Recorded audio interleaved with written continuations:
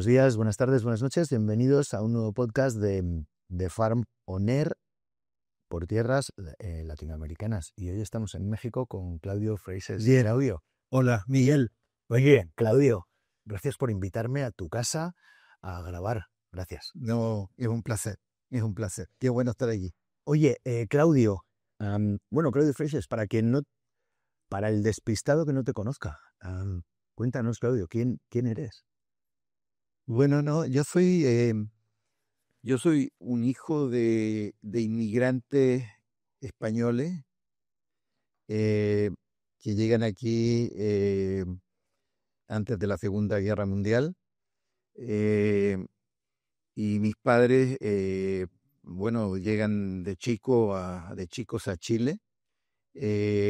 Fue creo que el único barco de refugiados que llegó a Chile. Mi madre llegó de 5 o 6 años y mi padre de 15 años. Entonces, como ustedes comprenderán, pues vengo de una familia humilde, una familia de la típica historia de inmigrantes, porque yo creo que los inmigrantes, sean de cualquier nacionalidad, te tienen que abrir paso en un país nuevo que tiene costumbres diferentes.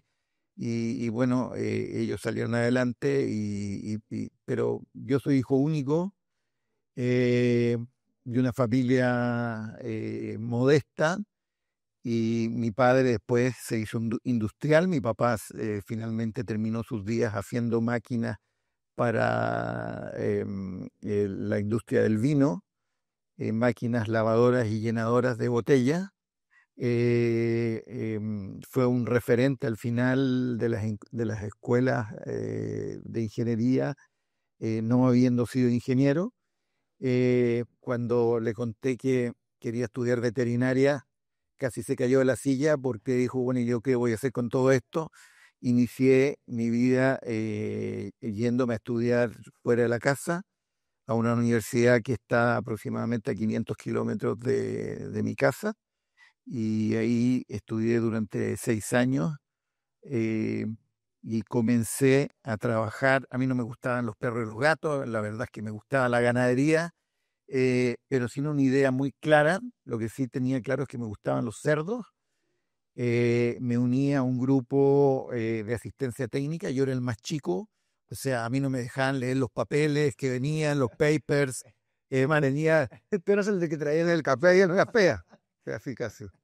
Y empecé, luego de 3 o 4 años, me fui a iniciar junto con Gonzalo Castro, que Gonzalo es un chileno que es muy referente en la parte porcícola. Nos fuimos a trabajar a AgroSuper, que es una empresa agroindustrial conocida en el mundo, y echamos a andar toda la división porcícola. Después de 6 años de haber trabajado en AgroSuper y haber iniciado la división porcícola, una empresa de origen inglés, pero con sede en Estados Unidos, me invita a echar a andar una empresa que estaba entre la selva, que era Yucatán. Yo no sabía Yucatán dónde estaba ni en qué país estaba. Finalmente, es donde hoy día resido. Echamos a andar este gran proyecto. Estuve aquí durante 6 años, del 91 al 97. Finalmente, por desacuerdos con la administración, yo decido renunciar y empezar de nuevo, con mis hijos que traía a cuestas. Mis 2 hijos que eran chiquititos, y mi esposa, nos vamos a trabajar a esa empresa a Inglaterra. Entonces, Inglaterra, otra lengua, otras costumbres. Me costó mucho aprender inglés, pero lo aprendí a patadas y a golpes. No te quedaba otra. ¿Ah? ¿En qué año fue? Eso fue el 97. Yo estaba viviendo en Inglaterra en ese momento, justo en el año siguiente de las vacas locas, cuando Inglaterra estaba, el sector porcino estaba regular en total. Sí, muy fuerte, muy golpeado. Inglaterra, de ser el país donde nacieron en Escocia el Angus, el Aberdeen Angus, las líneas, muchas líneas genéticas en la parte de cerdo, en la parte de pollo. Hoy día, desafortunadamente, es un país que tiene muy poquita ganadería, pero la ganadería que surgió en Inglaterra, en las universidades de Oxford, de Aberdeen, eh, Sí, inventaron el bienestar animal, ¿no? bueno, sí, claro. Son los números.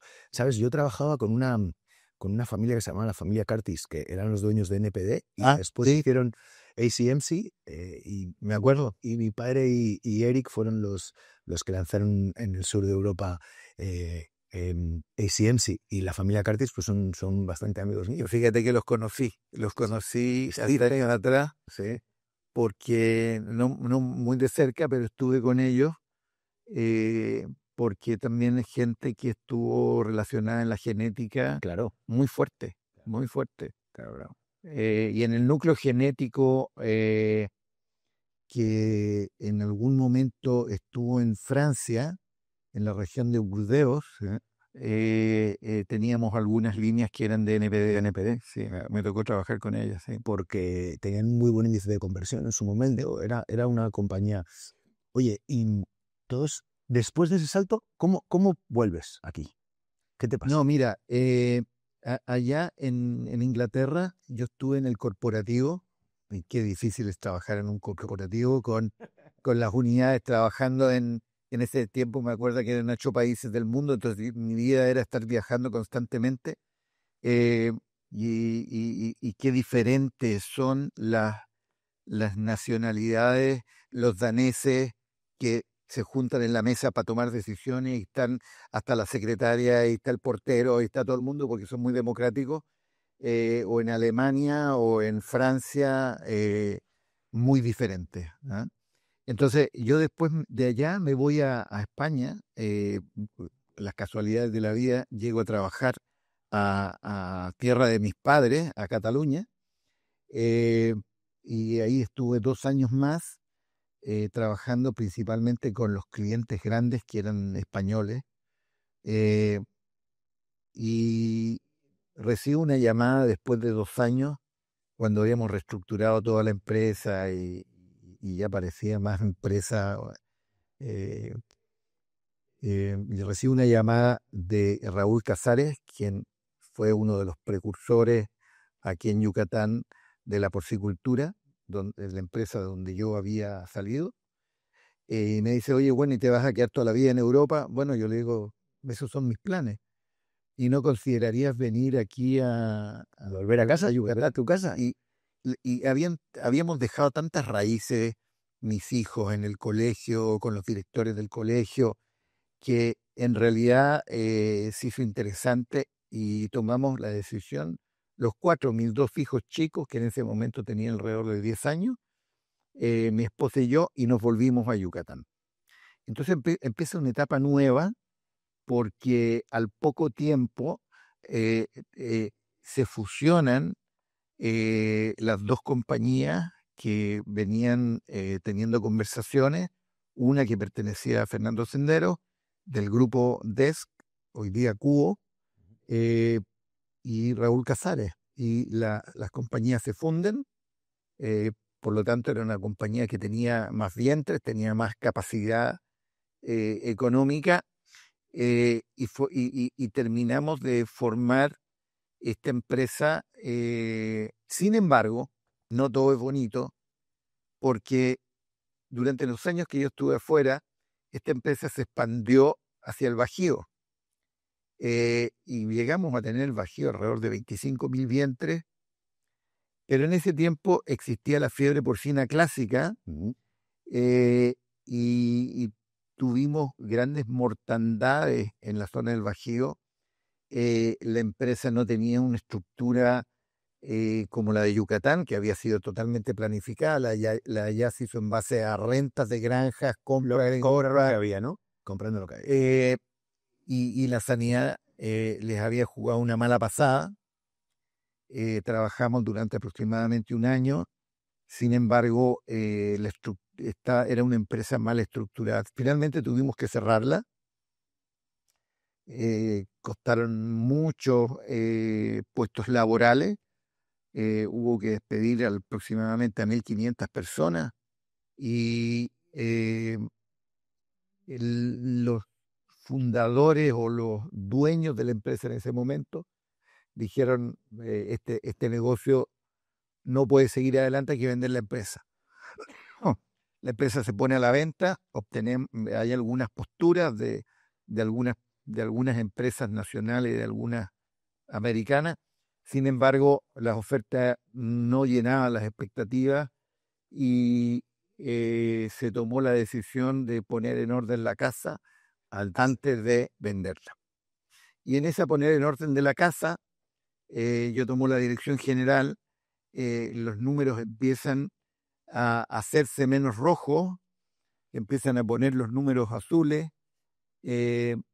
Había un equipo muy potente aquí en la empresa y juntos empezamos a trabajar como había que trabajar, en forma más institucional, basándonos siempre en ciencia, y esta empresa comienza a crecer alrededor del 20% cada año. Cada año empieza a representar en más dentro del grupo. Acuérdense que el Grupo Cubo es un conglomerado de empresas y no tiene nada que ver una empresa con otra, donde había que luchar por las inversiones con las otras empresas que tenía el grupo, que eran autopartes, empresas químicas y también alguna empresa de consumo, también muy potente, que hasta el día de hoy es muy potente, que es desde el Fuerte, pero la empresa pudo invertir, dio buenos resultados y de esa manera se crea Quequén hoy día con alrededor de 90.000 vientres y nada, y con proyectos a futuro de crecimiento, de valor agregado, en fin, mil cosas que... Pero esa es la vida de Claudio y mis hijos ya están casados con yucatecos, con nietos yucatecos. Te reías hace un rato cuando hablábamos de los 3 pasaportes, porque tengo pasaporte chileno, mexicano y español, pero muy contentos por lo que hemos hecho. Mis hijos no siguieron mi profesión, mis hijos son médicos, pero hemos tenido una familia muy bonita, nos seguimos viendo, ellos trabajan cerca. ¿Qué más se le puede pedir a la vida que... ¿ah? Es que, porque es que ese proceso, no, ahora te voy a preguntar por la empresa, pero primero, ¿cómo cuando se toman esas decisiones de irse, de salir uno de su casa, ¿no? De irse, es un salto un poco al vacío, ¿no? Sí, sí lo es. ¿Cómo se lo explicas eso a tu esposa para que te siga? Porque yo creo que hay una parte importantísima en el que te acompañen y en el cariño de quien se fía de tu criterio para ese salto, que es un salto, ostras, no está dejas a tu familia atrás, ¿no? Tus padres, tus amigos, dejas atrás un montón de cosas, dejas atrás una seguridad que ya tienes, una reputación que ya tienes, llegas a un sitio nuevo en el que no eres nadie. Me siento muy identificado con ese proceso, ¿no? Claro, porque ahora tú diste el salto de España. Estoy exactamente en la misma situación. Y, joder, ¿tú cómo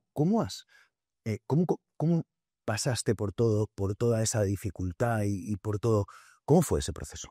Mira, es difícil de explicar cuando me lo preguntas así de golpe porque sí, uno pasa momentos de mucha incertidumbre.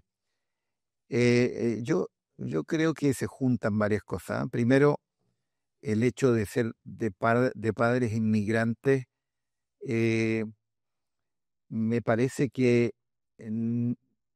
tu arraigo no es tan fuerte, me parece, claro. Eh, pero, pero cuando tienes hijos detrás y tienes una pareja detrás, mi esposa tenía una tienda en la cual se desarrollaba y le iba bien. También tenía que dejarlo de ella. Eh, y el tema de los niños, el primer salto fue hacia México, y a lo mejor en México no era tan difícil, porque había proximidad de la lengua y somos latinoamericanos al final. Pero yo me hice una pregunta que me ayudó mucho a tomar la decisión. Eh, y en algún momento la parafraseé con mi esposa. Cuando seas viejo, ¿qué vas a preferir que digan tus hijos de ti? Porque yo creo que a uno le importa mucho la opinión que tienen los cercanos de ti. ¿Y qué más cercanos que tus hijos? Una opinión. Oye, al viejo le vinieron a ofrecer un trabajo para hacer una empresa en México. Pero como estábamos nosotros, la verdad es que no se atrevió a dar el salto, pero ahora que está viejo siempre habla de qué hubiera sido si hubiera tomado la decisión de irnos. Esa es una posibilidad de opinión que pueden tener tus hijos. Y la otra es, en el peor de los casos, que te va mal, suponte que das el salto y te va mal. Oye, el viejo, fíjate que cuando nosotros estábamos chicos, tomó la decisión y nos fuimos todos juntos a esa aventura y desgraciadamente tuvo algunos problemas y no pudo salir adelante. No fue así, pero en el supuesto caso, yo prefería que ellos tuvieran la opinión de que nos atrevimos, mi esposa y yo, a tomar la decisión, aunque el final fuera diferente al diferente, ¿no? Para mí, yo sinceramente, fíjate que las decisiones van viniendo así, ¿no? Tampoco es una cosa que a veces se toman y tampoco las tomas con tanto, ¿no? Con tanto criterio, ¿no? Y Claro. sino que simplemente dices, date una oportunidad, vamos a aprovecharla, ¿no? Yo hoy, pues echo de menos a mi familia, ¿no? Echo de menos mis amigos, echo de menos la vida que llevaba en Madrid, que era, pues ya estaba bastante facilita, ¿no?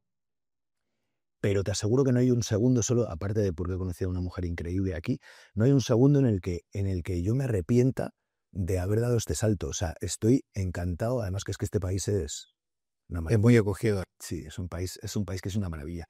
Yo, perdóname que te interrumpa, yo hay algo que siempre le recomiendo a la gente que se va de su país. Y la recomendación es siempre véndete a ti mismo y a tus seres queridos que viajan contigo. Véndeles la idea de que el salto es transitorio, que es por un periodo de 2 años. Ya. Nunca digas para Para siempre, sí, claro. porque esa idea es demasiado fuerte para poder digerirla. Después de 2 años lo que pasa es que tú has generado más amistades en el lugar donde fuiste y se pierde un poquito esa añoranza tan fuerte. Claro, está claro. Entonces siempre es mejor decir, me voy por un par de años a ver qué ocurre, ¿no? Deja la puerta abierta. Claro, estoy de acuerdo a que no sea. No, claro, es que es muy drástico. Ya no vuelvo. No, Claro. no hay. Es demasiado fuerte. Claro. No tiene, a un chaval de 6 años, ¿no? Le cuentas que ya nunca más va a volver a su casa. Claro. Lo que pasa es que cuando nosotros vinimos, yo tenía 33 años, era todavía muy chico, las condiciones económicas no eran muy favorables. Comprar un boleto de avión y cambiar la casa no es una cosa que tú puedes hacer con facilidad. Sí. Entonces sí cuesta mucho tomar la decisión, pero Sí, que no es como ahora. Yo este año he ido 10 veces a España en lo que va del año. claro. Evidentemente, tampoco se lo recomiendo, no os lo recomiendo, hacer 10 saltos a España en un año, porque te quedas un poco idiota, así como me estoy quedando yo, pero bueno, lo voy haciendo. Oye, y 25 años llevas aquí. ¿Cuánto llevas? 35 años. Voy a cumplir. Oye, cuéntame un poco de la historia de la porcicultura. Mira, cuando mi padre vino aquí la primera vez, en 1990 y tantos, vino aquí además. Y cuando volvió a España me dijo, los canadienses y los mexicanos son el futuro de la porcicultura mundial. ni los canadienses ni los mexicanos han cumplido con ese reto que tenían, y sin embargo los españoles, por distintos motivos, hoy son líderes, ¿no? O están más líderes. ¿Cómo han sido estos 35 años en la porcicultura mexicana? ¿Qué ha ocurrido de bueno y qué ha ocurrido para que no hayamos dado ese salto? Es que, ¿sabes? Desde mi punto de vista, que he viajado mucho y me ha tocado vivir en diferentes países, porque ir de turista es bastante diferente que tener que trabajar en esos lugares y vivir en esos lugares. Cuando hablamos entre nosotros, como que damos por sentado la cultura que hay en otros países, la cultura que hay en Asia o la que hay en Europa, pero el tema es bastante profundo. Em, en América yo creo que estamos en el proceso de culturizarnos, em, pero nos falta mucho rato todavía. Ojalá que ese proceso de culturalización se dé a la misma velocidad que cambia el mundo. Ojalá, porque el mundo está cambiando demasiado rápido. Entonces, a los países tú no los puedes hacer madurar a la velocidad que tú quieres, tienen un tiempo. Entonces, si bien es cierto, somos muy buenos en América Latina para improvisar, somos muy malos para planear.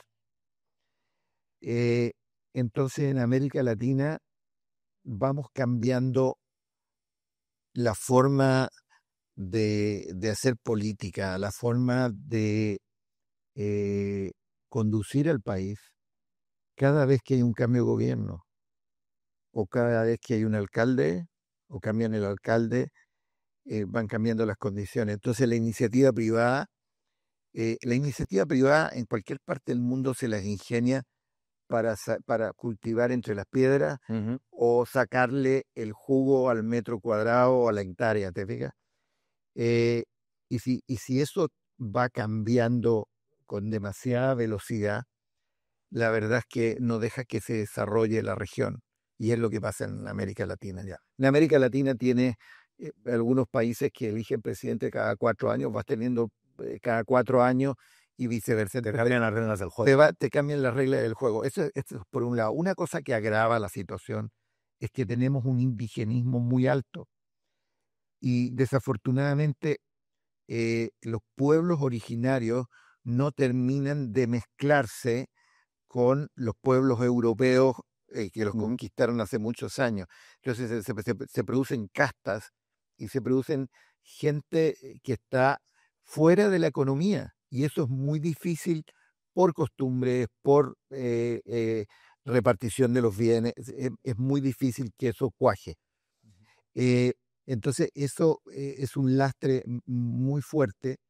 La parte educacional también ejerce, porque tú no le das oportunidades. Ya. No, sí, no, yo estoy en contra del ¿cómo se llama?, del asistencialismo. Desgraciadamente hay que hacerlo en cierta parte, pero el asistencialismo extremo. No, yo, mira, estoy totalmente de acuerdo contigo, Claudio, porque generas dependencia y además generas falta de responsabilidad de la vida propia. Claro. Y de la vida propia uno se tiene que responsabilizar, Claro, con mayor o menor. Evidentemente hay que intentar mejorar las condiciones de todo el mundo que no tenga condiciones decentes. Eso yo creo que nadie lo duda, ¿no? Pero de ahí a que consideremos, y en Europa está empezando a pasar también, de otra manera es distinto, desde luego es distinto que aquí, pero ese formato de que a la gente haya que darle, sin necesidad de ninguna responsabilidad a cambio, sin ningún deber, yo eso creo que es un problema. bueno, es que sí, y la parte política se ha aprovechado un poquito de esa grieta o de, Claro. ¿no, verdad? Entonces, de alguna manera se engaña a la gente. Pero creo que lo que tenemos que hacer del sector privado es tan solo ofrecer oportunidades a la gente, y en esto el gobierno tiene que apoyar para que el día de mañana, pues si una mujer maya quiere dedicarse a tejer hamaca, yo creo que es muy loable y puede hacerlo, pero que sea voluntario, que tenga otra opción alternativa, ¿no verdad? Sí. No me gusta que un extranjero venga a ver y aplauda a una familia que no puede hacer otra cosa que tareas básicas Sí, que subsistir. y subsistiendo. Eso es denigrante para mí. Sí, yo también creo O sea, hay que dar empleo, hay que dar oportunidades de trabajo para que la gente pueda salir adelante.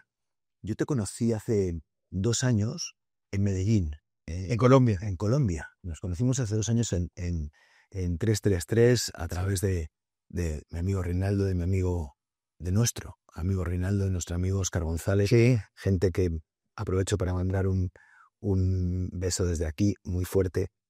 Y la porcicultura latinoamericana. ¿Existe la porcicultura latinoamericana? Es decir, ¿podemos hablar de un eje transversal, de una espina dorsal de latinoamericanismo o estamos trabajando un poco todavía en bloques? ¿Qué opinas? ¿Cómo ves esto? Eh, Mira, es muy diversa la ganadería latinoamericana. Tú tienes países que les ha costado más y han aplicado más tecnología, como el caso de Chile, como el caso de Brasil, eh, que obtenido muy buenos resultados, eh, pero han tenido mejores resultados porque les ha costado más. El mismo norte de México, toda la región de Sonora, que, que han sido pioneros en la exportación y por algún motivo, pero que han podido aplicar tecnología y eso les ha rendido económicamente, se han podido desarrollar más. Yo creo que son las cabezas en tecnología, son referentes, ¿no? ¿Verdad? Eh, Sin embargo, en la medida que las empresas se han podido verticalizar y han podido integrarse, eh, se han hecho más institucionales y estamos saliendo de... Si tú, por ejemplo, visitas granjas de pollo en Latinoamérica, son iguales que las de Estados Unidos, iguales que las de Europa. Pero si visitas granjas de cerdo, unos construyen las naves de un lado, otros de otro, y hay todos los modelos que tú te puedes imaginar. Eso significa que la tecnología no ha permeado de la misma manera. Ha llegado de manera desigual, ¿no? Exacto. Yo creo que tenemos una especie que no siendo tan eficiente en la conversión de carne como el pollo, pero va muy bien. Es si sacamos a China porque China nos da vuelta a todo, pero la carne de cerdo es la segunda después del pollo y yo creo que tiene mucha llegada en todo el mundo y en nuestros pueblos, pero creo que en Latinoamérica falta. El problema político lo vamos a dejar a un lado, pero es el marco jurídico ocupa una parte muy, muy fuerte y muy trascendental.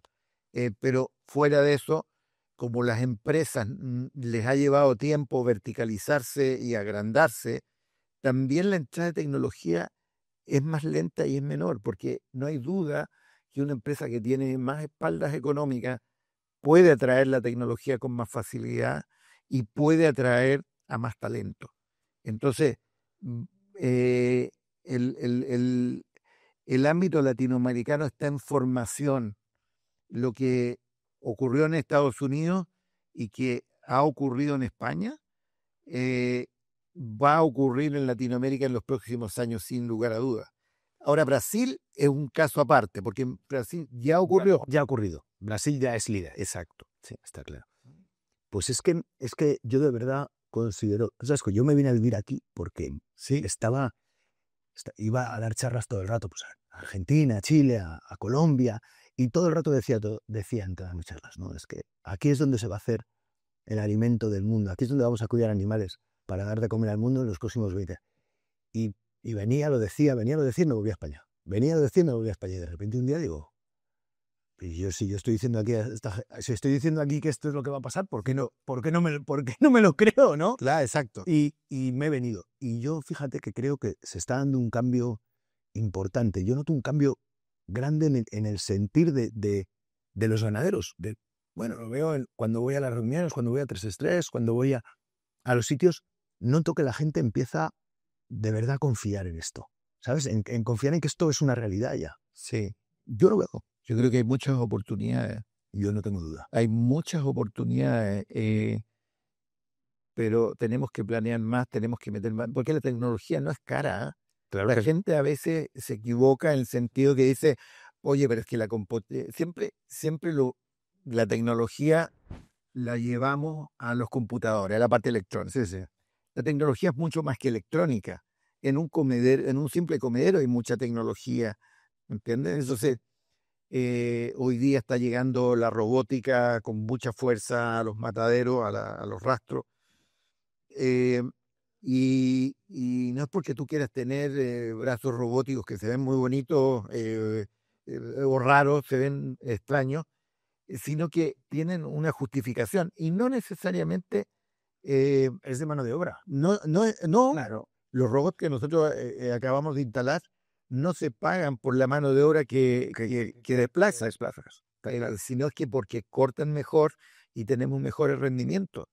Entonces, el tema es cómo encontrarle el balance, ¿no? Y dónde entra. Y tampoco pensar que porque no estás aplicando la inteligencia artificial, Ya. lo estás haciendo mal. Hay muchos procesos de automatización que son muy básicos, que te van a suplantar horas improductivas por horas productivas. Sí, sí, está claro. Vamos, hoy no hemos venido a hablar de eso, pero voy a volver a que me cuentes la historia de verticalización de Quequén Sí, y cómo habéis llegado al consumidor, pero lo vamos a dejar para otra vez. Hoy quiero que hablemos un poco de los retos de este país y me apetece, quiero que nos cuentes un poco, oye, ¿qué retos tiene la porcicultura mexicana en concreto? guay, En los, enorme, ¿cómo? enorme. Mira, primero hay que entender que México es un tremendo mercado. Son 130 millones de habitantes. Es el segundo país más poblado de América Latina, llamémoslo así, a pesar de que Brasil, cuando sea de América Latina, no integra, pero da igual. Eh, entonces es un tremendo mercado. Los otros países, imagínate, yo vengo de Chile que tiene 18 millones de habitantes, Sí, claro. y hay países más pequeños, y otros de 40 millones o 45, como Argentina, Perú, en fin, Colombia. Eh, pero primero, América Latina tiene una vocación agrícola, agropecuaria, eh, que tiene a mano. Y la parte del campo en América Latina tiene varias aristas. Primero, tenemos muchas hectáreas aún inútiles que no están produciendo. Segundo, el campo, en el campo vive una gran cantidad de gente eh, de ingresos muy bajos. Hay una gran cantidad de indigenismo viviendo en el campo. Por lo tanto, las inversiones que los países latinoamericanos hagan en el campo van a redituar muchísimo porque vamos a estar actuando socialmente sobre una parte importante de la población de los países, que las empresas cuando entran se van y se ponen en las periferias de las grandes ciudades. Y en el campo nadie se preocupa del campo. Y resulta que ahí tenemos donde más pobreza tenemos y donde las empresas no invierten. Por lo tanto, nosotros tenemos un factor muy importante que jugar en la parte social. Eh, entonces, esa es una gran oportunidad que tenemos. Segundo, los países desarrollados la migración que se está produciendo del campo hacia las ciudades y el envejecimiento de la población van en contra de eso. Sí, sí. Por lo tanto, es algo que nosotros tenemos que aprovechar. Es un escalón importante que tenemos que aprovechar. En México se está produciendo una concentración de la porcicultura en algunas empresas, y eso es normal que ocurra. Ocurrió en Estados Unidos, ocurrió en Europa. ¿Por qué ocurre eso? Bueno, por lo que hablábamos hace un rato, tienen mejor atracción de tecnología, tienen mejor atracción de talento, y además tienen espaldas económicas diferentes en productos que tienen un margen muy pequeño. Em, y además de tener un margen pequeño, son estacionales. Ya. Entonces, ¿qué ocurre? Que una persona, un particular, quiere poner una granja de lo que sea, te pilla un periodo de vacas flacas y no aguanta. Estás jodido. Entonces pierdes todo el patrimonio. Ujú. Entonces, las empresas grandes soportan mejor, están mejor preparadas, planifican más. Esto se está produciendo en México. El otro factor importante es que México importa casi el 50% de la carne de cerdo que consume. Por lo tanto, son divisas que estamos gastando en dólares para comprar toda esa carne. Tenemos una gran oportunidad de crecer en ese sentido. En la población de México es una población joven aún.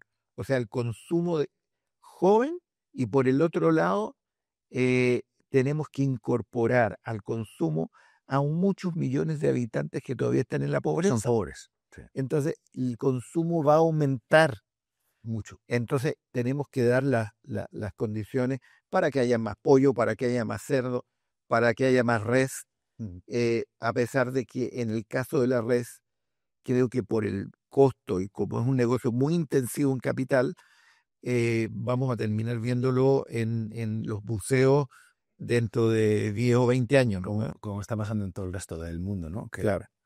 Entonces creo que además hay un material humano en México muy rico, con gente joven, con ganas de aprender, con ganas de tener oportunidades de crecer, de estudiar.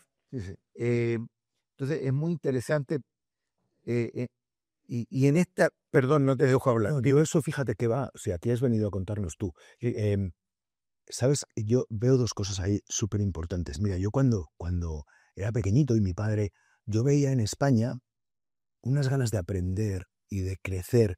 Nosotros habíamos pasado muchísima hambre. Claro. Mi padre tenía que beberse, que comerse las galletas con agua, no tenían leche, ¿no? Y en los 80, cuando yo empecé a crecer, España no se vivía tan bien, ¿no? Claro que no. Y ese hambre, que yo la noto en México, ese hambre no contado como falta de capacidad, sino como ganas de crecer, yo la estoy notando aquí mucho. O sea, esas charlas llenas, con gente escuchando atenta a lo que otro tiene que decir, ese formato de realmente creer que hay todavía mucho por hacer y que lo puedes hacer tú. ¿Sabes? Que tú eres parte de eso en Europa se ha perdido. Y aquí está. Entonces yo creo que efectivamente es un... Sí, de esto no es el hambre de crecer, el hambre, sí. Eso es lo que tienden a perder los países muy desarrollados, que la gente no se preocupa, ni siquiera van a votar, da lo mismo, o sea, empiezan a tener una vida más plana. Sí, claro. Y nosotros todavía estamos por el logro, por lograr eso que queremos y darnos una oportunidad en la vida. Oye, y el financiamiento, porque tú me has contado una cosa antes que a mí me ha gustado mucho.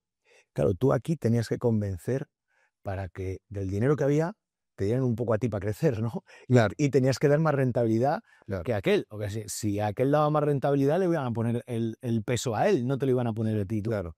Oye, es un gran reto aquí porque yo he estado en Europa.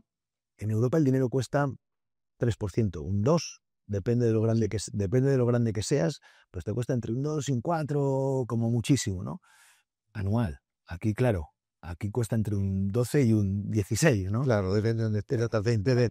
Claro. Entonces, tío, ¿cómo? Tú antes has hablado. Nuestro negocio es un negocio de márgenes, sí, estrechos, ¿no? Estrecho. Es un reto muy grande, ¿no? Sí lo es. ¿Cómo manejas tú ese? ¿Cómo manejáis esa Mira, ese es un reto que tienen los commodities, porque, a ver, los commodities, tú no eres dueño del precio. Una vez escuché a un dicho de Warren Buffett que decía, si te vas a meter en un negocio, métete en un negocio donde tú seas dueño del precio. ¿Ah? Y es muy sabio. O sea, en el commodity el mercado te fija el precio, pero hay productos de consumo que tú fijas el precio. Puede ser que lo eleves tanto que ya te consuman menos, pero bueno, tienes que parar, pero tú puedes jugar un poco con el precio.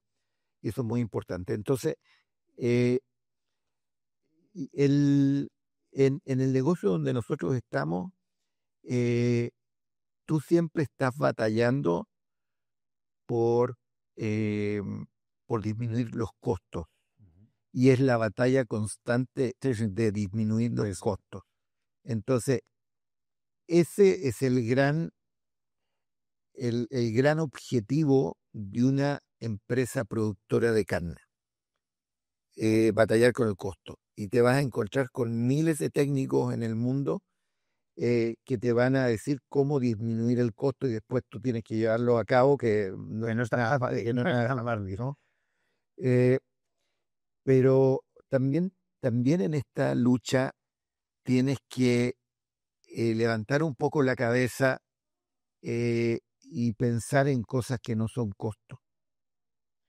Eh, y cuando tú levantas la cabeza y miras ejemplos, porque en el mundo está casi todo inventado, hay que buscarlo nada más.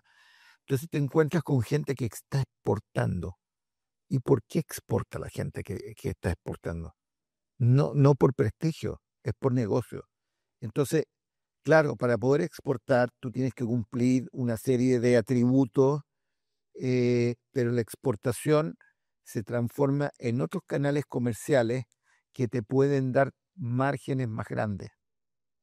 Que van a haber momentos que la exportación te paga menos que el mercado nacional, sí puede ser, pero entonces necesitas diversificar la exportación, no toda la exportación al mismo cliente, no toda la exportación al mismo país, y te diversificas. Esa es una parte muy importante. Después, oye, bueno, es que yo vendía los cerdos vivos porque me los pagaban muy bien, pero resulta que cuando de vender 100 a la semana, vendí 1000 y después vendí 10.000, no me pagan lo mismo por los 10.000 que por los 1000, porque ofrezco mucho. Es cuando tienes que poner un rastro. El rastro no hace que tú tengas mejores márgenes per se, porque también tiene muchos costos. El tener un rastro y poder cortar la carne hoy en día vale entre 10 a 12 pesos por kilo. O sea, es un costo bárbaro. Pero te da la posibilidad de ir al mercado de pierna, al mercado de costillas, al mercado de exportación, al mercado... Y entonces tú diversificas tus canales comerciales. y tu riesgo con eso, claro? Bueno, y cuando se termina todo eso, tienes que entender que tienes que entrar al valor agregado. Valor agregado que se entienda bien. Valor agregado no es postproceso. Postproceso es a lo mejor cortar la carne distinta. Tú antes la cortabas cuadrada, ahora la vas a cortar redonda o lo vas a cortar triangular. Pero el valor agregado, entendido como a lo mejor como carne cocinada o un plato servido, eso es porque te acercas más al consumidor facilitas al consumidor y eso tiene otro precio. Y ahí sí eres dueño del precio. Ojo, ¿eh? Claro, totalmente. Cuando tienes una marca, Entonces, bueno, pero yo no voy a vender 1.000 toneladas de productos preparados, ¿no? Pero ojo, a lo mejor el 10% de eso te da el mismo margen que lo otro. Entonces, creo que es un camino esto de generar valor, de generar margen, que es de una cosa que está en constante cambio, y hay que tratar de subirse al carro. Es difícil porque las empresas que no lo hemos hecho no sabemos cómo hacerlo. Y eso es una limitación porque somos inseguros, no nos atrevemos, se necesita capital, pero no tanto capital, es más un tema de atreverse. es un tema de mindset. Totalmente obvio. Totalmente. Y nosotros, los productores de cerdo, los productores en general, estamos siempre metidos en lo que en las escuelas de negocios se llama el supplier's dilemma, ¿no? Nosotros siempre estamos intentando bajar nuestros costos. Ese es tu pecho. Claro. Somos empresas de costes, no hay que negarlo, ¿no? Ya, pero el impacto que tiene subir el precio de venta no tiene nada que ver con el impacto que tiene reducir el coste. O sea, nosotros somos capaces de reducir el coste, ¿qué? 10 céntimos. Y no cuesta un montón. Y te tienes que matar a trabajar para reducir 10 céntimos. Y de repente subir 0,50 un kilo de carne no está. Es menos difícil si aprendes, ¿no? Y cambias ese dilema de supplier. Te lo voy a decir, mira, para los que no estén escuchando, ¿a qué fecha estamos hoy día? Oye, estamos a dar esto. Al 3 del año 25, ¿ah? De noviembre, 3 de noviembre del 25.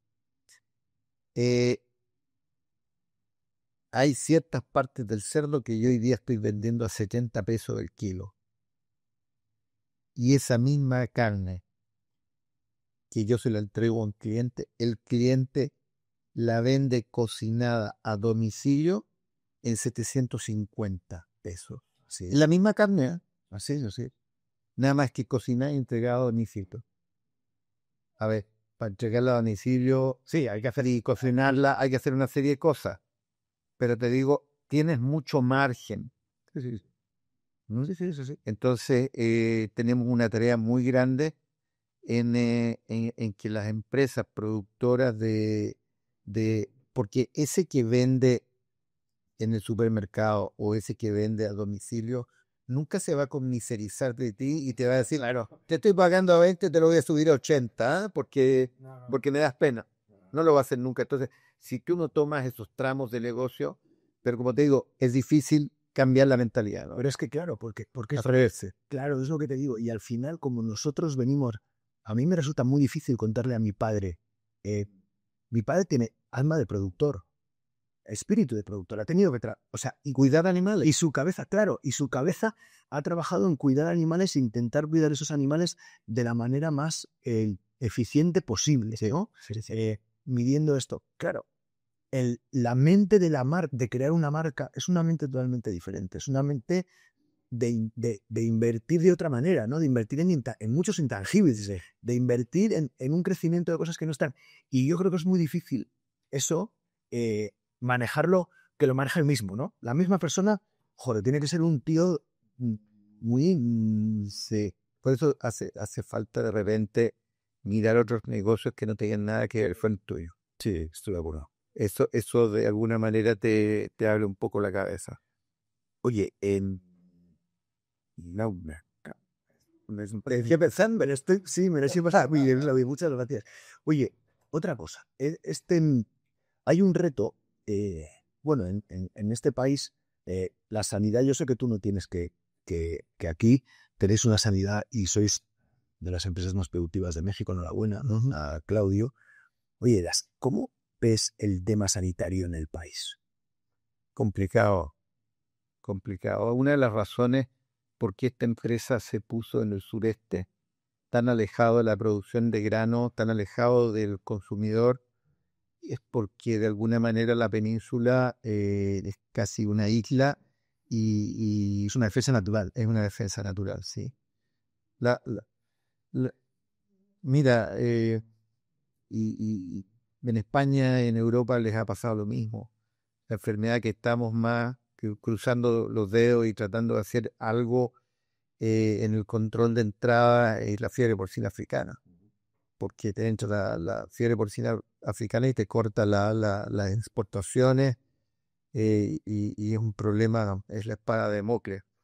Eh, yo confío en que, mira, desafortunadamente el pollo y el huevo tiene una ventaja muy grande con el mamífero que es el cerdo, porque el mamífero en la maternidad contrae todas las enfermedades de la mamá. Entonces, nunca podemos hacer un all out completo por esa parte. Pero yo creo que la industria farmacéutica, la industria de las vacunas y de las autovacunas y el mundo de la genética con el tema de la edición genética van a ir dándonos más herramientas para poder defendernos de estas enfermedades. Pero mientras eso no ocurra, necesitamos idear formas con la tecnología que hoy día tenemos, que es el tener separadas las engordas de las reproductoras, ¿sí? Pues es tener las reproductoras más aisladas para que si te afecta algo, te afecte en un lote de animales y no en toda tu... eh, son las formas que podemos defendernos momentáneamente, pero creo que el Senacica tiene que ser una organización con más fuerza. Tenemos que tener fórmulas para poder sectorizar el país. Si nos llega a caer una fiebre porcina africana, que no esté todo el país envuelto. En un país tan grande sería un drama, claro. Tenemos que hacer tratos con países que también estén haciendo lo mismo, con Estados Unidos, con Japón, etcétera, etcétera, para que, porque si no el país quiebra en ese Y ajuste. es que además tenéis un problema súper grande con el traspatio. El traspatio es un enemigo mortal, para conseguir esa eficiencia sanitaria, claro. Con gente trabajando, ¿no? Mira, fíjate que hay una cosa curiosa, que hay ciertas enfermedades que en los países se han erradicado cuando han venido los procesos económicos de vacas flacas. Claro, que es otra cosa. Sí, eso, porque se terminan los traspatrios y todo queda en manejadores que lo hacen bastante bien. Profesionales. Profesional. Entonces, lo mismo pasa en México. Desgraciadamente, ahora estamos pasando un periodo de vacas gordas, ¿me entiendes? Y mantener cerdos en traspatio y todo lo demás es redituable. Es ganas dinero con eso. Claro, efectivamente. Oye, yo sé que tienes hambre, así que vamos a ir a la última parte del podcast, que para mí es muy importante. Es un tema que además te he escuchado hablar en público y tengo muchas ganas de hablar contigo, que es la reputación de nuestro sector, de Claudio. ¿Cómo vengo de España, ¿no? En España tenemos un problema, yo creo que, bueno, no sé si es resoluble, pero es un problema muy serio. Ya he hablado contigo, lo cuento siempre, 7 años llevo para intentar hacer la última granja de madres que estoy intentando hacer en mi casa. Nos cuesta horrores cambiar esta historia y hoy hay un tema reputacional muy importante en el campo europeo, donde parece que el ganadero no se le quiere, ¿no? Aunque sean pocos los que parece que no nos quieren, pero hacen mucho ruido. Oye, ¿cómo está el tema reputacional en México? ¿Cómo lo vivís aquí en una tierra particularmente, bueno, con mucho turista, ¿no? Y bueno, pues con un movimiento importante de población, además con un tema que tenéis indígena también serio, ¿no? ¿Cómo ves el tema de la reputación en México? ¿Cómo lo vivís vosotros aquí en Quequén? ¿Qué opinas? Mira, a ver, primero te voy a contar voy a hacer un preámbulo, en el sentido de que creo que estamos yendo en la misma dirección que Europa, ¿no? ¿Verdad? Europa contagió todos estos temas a Estados Unidos, y Estados Unidos los desarrolló más rápido. La manía o eh, no sé, el, el, el que los productores de carne seamos las 7 plagas de Egipto, y Latinoamérica creo que lo va a hacer en más corto tiempo que lo que hizo Estados Unidos.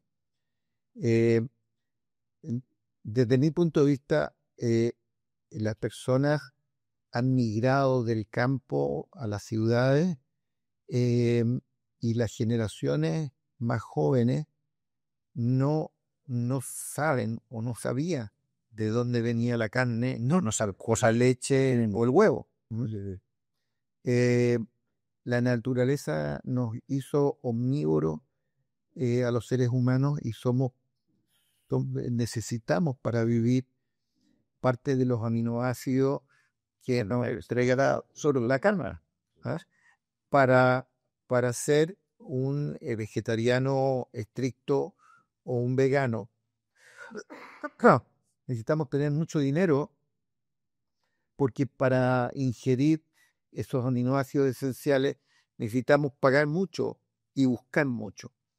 Eh, y es complicado. El 90% de los vegetarianos estrictos tienen problemas de anemia fuertes. Por lo tanto, eh, la gente de pocos recursos, de menos recursos, no tiene la posibilidad de ser vegano, lo siento. Eh, por lo tanto, podríamos decir que el veganismo viene de gente que tiene sus necesidades básicas Más que cubiertas. más que cubiertas, ¿ah? Eh, También hay algunos estudios que dicen que el vegano estricto, eh, el 90% no alcanza a terminar el año, que va en la misma línea y en la misma dimensión. Sin embargo, yo los respeto y yo no tengo absolutamente nada contra ellos, pero hay muchas instituciones, hay muchas ONGs, no en el campo ni en el agro, en ONGs que están preocupadas del tema de la minería, están preocupados en temas distintos al tema de la carne. Y resulta que hoy día resulta rentable fundar a una ONG, poner un propósito de lucha, y bajar dinero de las instituciones filantrópicas en el mundo. Eso es conocido por todos. Y si no lo conocían, pues yo te lo comento, pero lo pueden encontrar. Eh, entonces, a nosotros hay muchas instituciones que nos atacan por negocio, porque es un buen negocio. Es un bueno.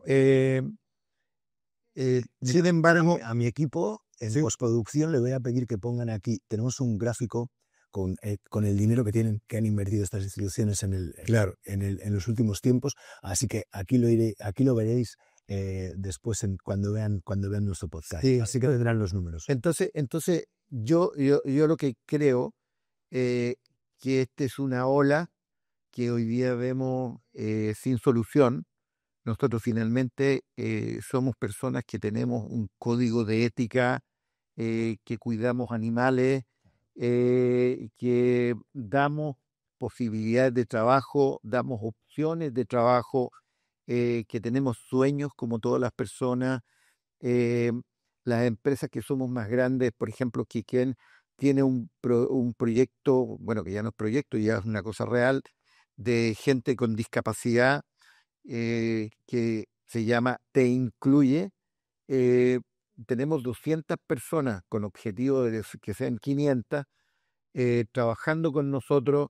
La verdad es que hay que verlo, no faltan, no tienen rotación, pero hay que ver a las familias de ellos, el impacto. El impacto que tienen, porque ven que sus hijos, cuando ellos no estén, tienen valor. Se pueden sustentar. Con las comunidades tenemos temas de salud, donde llevábamos como 50.000 consultas tenemos 13 centros de salud con medicamentos gratuitos. O sea, complementamos al gobierno en una serie de factores por los cuales no puede llegar el gobierno a las comunidades pequeñas, ¿te fijas? Hicimos hace poco tiempo atrás un estudio de la economía de esas comunidades donde quién está cercano. Y nos encontramos que el 60% de la economía somos nosotros. Entonces, eso no se ve, eso no se nota, pero son posibilidades reales. ¿No? Entonces, los que nos atacan diciendo muchas cosas. Hay que tener fuerza y hay que tratar de comunicar de alguna manera, porque yo creo que esto no va a ser indefinido. Como te digo, es lo mismo que el impacto ambiental. Tú desde el momento en que naces, el momento que sales de tu casa, tienes un impacto ambiental. Lo que queremos es minimizarlo al máximo. Claro. Entonces, dentro de esta dicotomía que o como carne y perjudico al medio ambiente, no, es que no es así. Eso es. Nosotros tenemos que seguir consumiendo carne y tratar de impactar lo menos posible y tratar de entregar a cambio algo que las comunidades y la gente requiere. El máximo, este es el tema, el máximo, el equilibrio. Claro, totalmente. El equilibrio. Mira, ¿sabes qué pasa? Y yo aquí lo que me ocurre es que no hemos contado una historia. Claro, vienen estos grupos que nos atacan, ya me da igual si son veganos o lo que sean. A mí, efectivamente, como tú dices, la dieta de cada uno me parece que debería ser personal y que a mí nadie me la... Claro. Igual que yo no se la quiero imponer a nadie, que nadie me la imponga a mí, pero ellos llegan con una narrativa muy sólida y nosotros siempre vamos detrás, intentando responder a su narrativa. Es que nuestro negocio es otro. Pero no, Claudio, es que yo creo que ahora es el momento de que trabajemos como sector, es el momento de que trabajemos como grupo de personas a generar una narrativa propia, que no sea una narrativa de respuesta, que sea nuestra narrativa. Nosotros nos levantamos cada mañana, mi padre lleva 70 años levantándose a las 5 de la mañana para cuidar animales, para alimentar al mundo, y nunca, jamás ha habido un mundo mejor que el de hoy. ¿Hay muchas cosas que arreglar? Joder, pues muchísimas, ¿no? Nunca ha habido menos hambre en el mundo. Nunca la gente ha podido comer mejor de lo que comía hoy.